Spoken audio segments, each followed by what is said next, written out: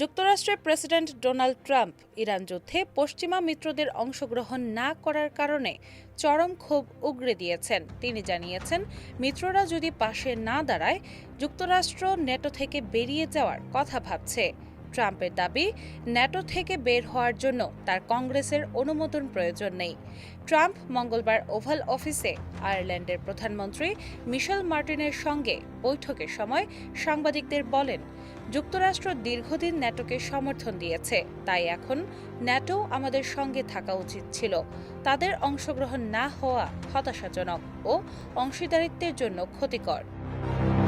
তিনি আরও জানান, ইরানের দুজন শীর্ষ নেতা মার্কিন হামলায় নিহত হয়েছেন। একজন ছিল আসল শীর্ষ নেতা, অপরজন সাম্প্রতিক সপ্তাহে ৩২,০০০ বিক্ষোভকারীদের হত্যা করার জন্য দায়ী।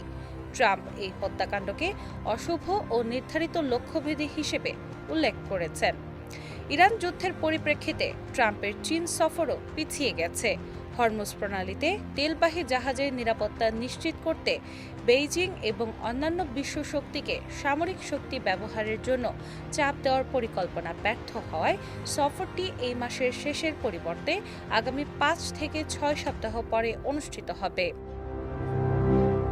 এতে চীনের প্রেসিডেন্ট শি জিনপিংয়ের সঙ্গে দুই দেশের বাণিজ্য আলোচনাও স্থগিত হয়েছে।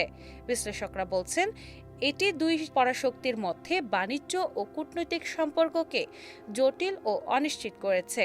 ট্রাম্প মিত্রদের উপর চাপ বৃদ্ধির পরও বলেছেন, যুক্তরাষ্ট্র কোনো দেশের সাহায্যের উপর একেবারেই নির্ভরশীল নয়। তিনি বলেন, মিত্ররা মুখ ফিরালেও আমাদের সমস্যা নেই, আমরা একা প্রয়োজনীয় পদক্ষেপ নেব। এই পদক্ষেপের ফলে মধ্যপ্রাচ্য ও এশিয়ার নিরাপত্তা সমীকরণে চরম প্রভাব পড়ছে।